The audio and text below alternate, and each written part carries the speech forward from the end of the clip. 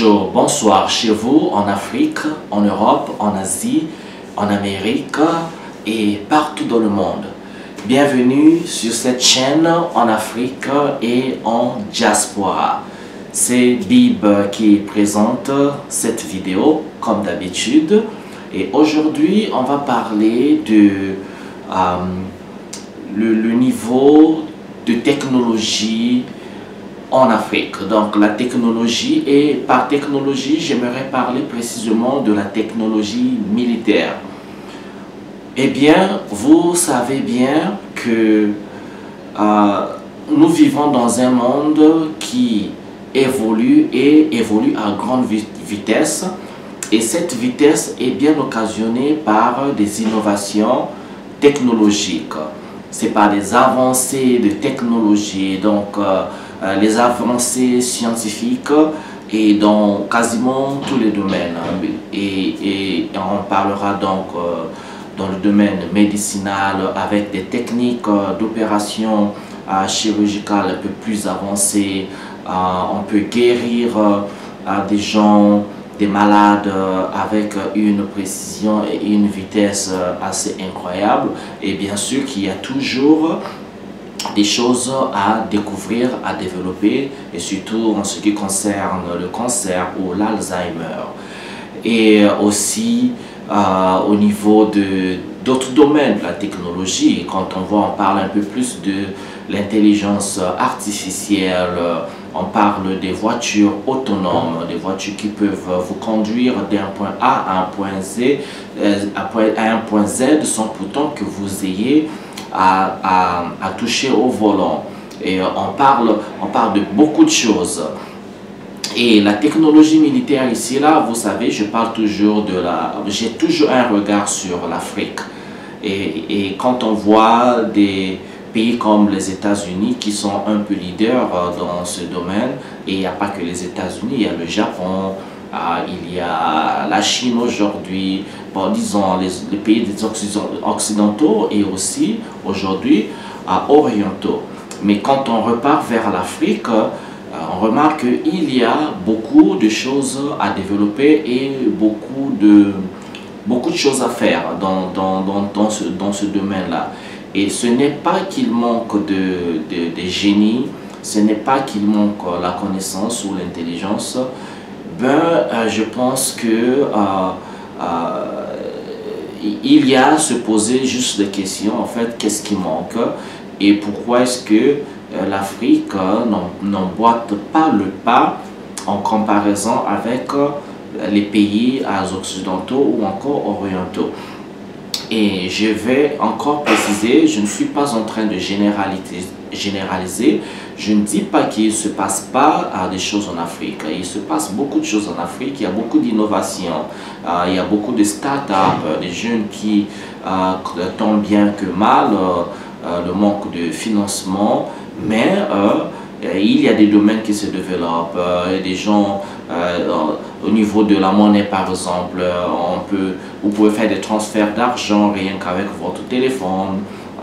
C'est des petites choses comme ça par exemple qui n'existent pas forcément en Occident. Donc il y a une façon de voir des choses, une façon de faire des choses qui utilise la technologie, mais d'une manière qui ne se passe pas forcément dans les pays en Occident, comme j'ai dit. Et aussi, même quand vous allez en Orient, en Chine et dans d'autres pays d'Asie, par exemple, en fait, chaque pays a des techniques données, des façons d'utiliser la technologie qu'un autre pays ne peut pas utiliser, n'utilise pas. Et donc, on va revenir sur ce qui manque, ok? C'est pas pour critiquer l'Afrique, mais je connais le talent des Africains, qui ne diffère pas d'ailleurs du talent des Occidentaux. Quand on se balade en Afrique, dans les rues, on voit bien qu'il y a des jeunes qui créent des maquettes d'avions, maquettes d'hélicoptères, des gens qui créent des drones, des jeunes qui créent même des voitures. En fait, un peu de tout, mais à l'étape un peu miniature, embryonnaire ou aussi, disons miniature, en petit, parce que c'est des maquettes, mais ça a toujours été comme ça. avant de fabriquer un avion, avant de fabriquer une voiture, si vous connaissez l'histoire, l'évolution de l'histoire des voitures, eh bien vous verrez que c'est de la même manière que ça se passe en Afrique, jusqu'à ce que, voilà, les scientifiques, les techniciens, les gens sont arrivés à créer toutes les composantes d'une voiture, que ce soit du côté de l'électronique, du côté de l'électricité ou encore du côté mécanique. Donc ça a toujours été comme ça, il y a eu donc plein d'essais, beaucoup d'échecs. Et donc en Afrique également, l'Afrique suit son cours dans l'expérimentation. Et bien sûr qu'on va s'inspirer de ce qui existe déjà, mais ce n'est pas toujours forcément le cas. Il ne faut pas toujours faire la même chose, il faut aller avec son cerveau, avec sa vision, parce que les techniques, la technologie est évolutive. Personne n'a l'apanage de la technologie et il ne faut pas toujours copier ce que fait l'Occident, bien sûr. On s'inspire, mais pas copier, parce que quand on dit la technologie évolue, ça veut dire qu'on peut trouver d'autres méthodes. On peut fabriquer des voitures, par exemple, qui fonctionnent à l'eau, pourquoi pas? À l'eau chaude, pourquoi pas, en utilisant par exemple des liquides et des plantes de chez nous, le café, ou je sais pas, il y a des choses comme ça là, ou bien d'autres alternatives, des moteurs qui n'ont pas besoin, qui peuvent utiliser par exemple des fréquences, juste des ondes, pourquoi pas, on peut y arriver quoi. Je ne suis pas technocrate, mais je pense que je connais le cerveau humain a des capacités incroyables. Les capacités de créer des choses qui n'existaient pas, qui dépassent l'entendement de tout un chacun. Aujourd'hui, vous savez, avec l'arrivée des téléphones portables, personne n'imaginait dans le temps que nous utilisions des téléphones, vous savez, hein, avec la sphère là, il fallait composer les numéros, tourner, mais aujourd'hui, avec un téléphone comme ça, un smartphone, c'est un ordinateur, vous avez le monde dans votre main. Et donc, pourquoi pas développer des technologies, comme on dit, les hologrammes par exemple. Mais de quelle manière, comment est-ce que les hologrammes peuvent faire partie de la société, ou bien de notre vie familiale, de la manière dont nous communiquons. Mais il y a d'autres moyens, et c'est infini, parce que je vous garantis, 10 siècles, à 10 siècles plus tard, eh bien, ce que nous utilisons aujourd'hui comme technologie seront considérés comme des fossiles, comme primitifs, il faut même dire, n'est-ce pas? Donc ça s'évolue. Donc en Afrique, on sait qu'il y a beaucoup de potentiel, c'est pas ce qui manque, et donc il faut vraiment regarder de ce côté-là pour voir ce qui ne va pas. La réponse, vous l'avez certainement, c'est surtout le financement. Parce que les projets dans les pays en Occident, et quand je prends l'exemple des États-Unis, en Californie, la Silicon Valley, eh bien, c'est des jeunes qui viennent avec des idées comme ça. Ces idées, chacun veut créer une application, avoir une idée, mais ils sont toujours à la recherche de subventions. Et qu'une fois, ils trouvent quelqu'un, un investisseur. L'investisseur met de son argent. C'est un businessman, c'est peut-être un peu le gouvernement, parfois, pas toujours. Et quand ils mettent l'argent dans le projet, eh bien, on donne le temps au projet de se développer. Donc, le projet naît, le projet grandit, ainsi de suite, jusqu'à ce que ça se développe. Et donc, après plusieurs coups d'essai, il y a toujours des chèques, il faut essayer, il faut toujours mettre plus d'argent, plus de moyens, jusqu'à ce que le projet arrive à aboutissement. Et quand ça aboutit, eh bien, ça devient très transformationnel. Ça transforme la société, c'est tout le monde qui l'utilise, ça rend la vie aisée, n'est-ce pas? Je vous parle aujourd'hui à travers cet écran. Donc, j'ai filmé avec la caméra, et bien, il fallait bien qu'il y ait des gens qui filment, qui créent des caméras. Donc après avoir créé la caméra, il fallait créer la cassette, créer les moyens de diffusion, il y a eu la télé, il y a tout ça et tout, bon, les réseaux sociaux aujourd'hui. Et donc vous voyez, il y a 20 ans, 25 ans, il n'y avait pas Facebook, il n'y avait pas YouTube. Est-ce que vous vous rendez compte, il y a 25 ans, il n'y avait pas YouTube. Il n'y avait pas tout ce que nous utilisons aujourd'hui. Donc ça va très vite. Donc revenons en Afrique parce qu'au début de ma vidéo, j'avais parlé de la technologie militaire. Eh bien, je développerai encore ce sujet-là parce que ça va être une vidéo en deux volets. Eh bien, la technologie militaire, pourquoi? Parce que nous en Afrique, nous avons le continent le plus riche du monde en termes de ressources naturelles, mais il faut aussi dire en termes de ressources humaines, parce qu'on aime parler de l'Afrique des ressources naturelles. Hein? Et on parle de nos pétroles, nos diamants, notre or et notre coltan, notre uranium, tout ce que vous voulez, mais on ne parle pas souvent des ressources humaines, c'est comme si ça n'existait pas. L'Afrique, avoir une population, la population la plus jeune de la planète, c'est une ressource, ok? C'est l'avenir. C'est l'avenir. Et donc, qu'on ne vous en dissuade pas, qu'on ne vous dise pas que, oui, en Afrique, on fait trop de bébés, trop d'enfants, la natalité, autre. Non, non, non, c'est des histoires, ok? Il faut être clair avec ça. Okay? Il faut être clair avec ça. L'Afrique, c'est le futur de l'humanité dans ce sens. Et encore, dans les avancées technologiques, l'Afrique a une chance. La chance, c'est que c'est de créer des choses qui n'existent pas encore, avec des méthodologies qui dans l'Occident ne se sont pas. Voilà pourquoi j'ai dit, c'est vrai, il faut s'inspirer de l'Occident, mais il ne faut pas copier forcément. Ok? Copier ce qui est bien, mais développer. Et quand on dit, bon, ok, c'est un téléphone qui est là, oui, bon, ok, ben voilà comment ils ont fait pour fabriquer ça. Mais nous, qu'est-ce qu'on peut fabriquer avec peut-être d'autres composantes? Pourquoi pas? Quoi d'autre? Qu'est-ce qui pourrait faire fonctionner un téléphone? Donc, pour la technologie militaire, vous savez que je vais vous dire ce dicton-là. On dit la raison du plus fort est toujours la meilleure.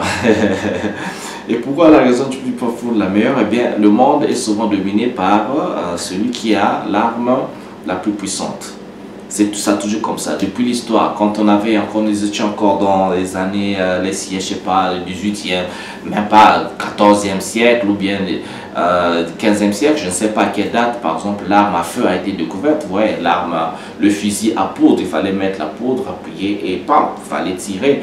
Donc déjà, le fusil à poudre avait fait ses prouesses. On commençait à gagner des batailles avec celui qui avait découvert les fusils.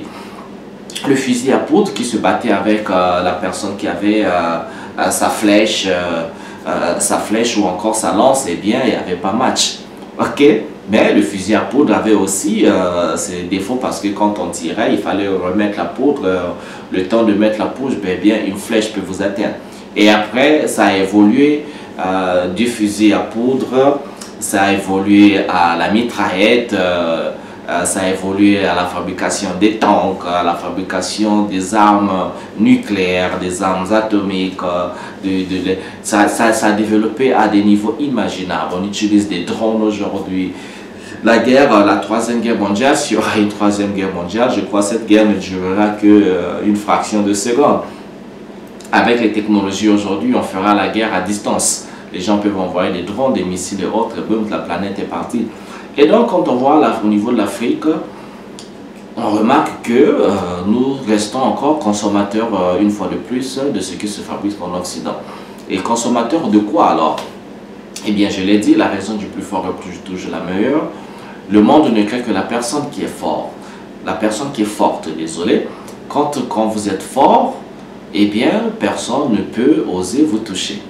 Vous voyez d'où je vais, vous voyez où je vais. La technologie militaire assure la protection d'une nation. Ça assure la protection des frontières. Ça assure parce que une personne qui est capable de se défendre, on ne l'attaque pas n'importe comment.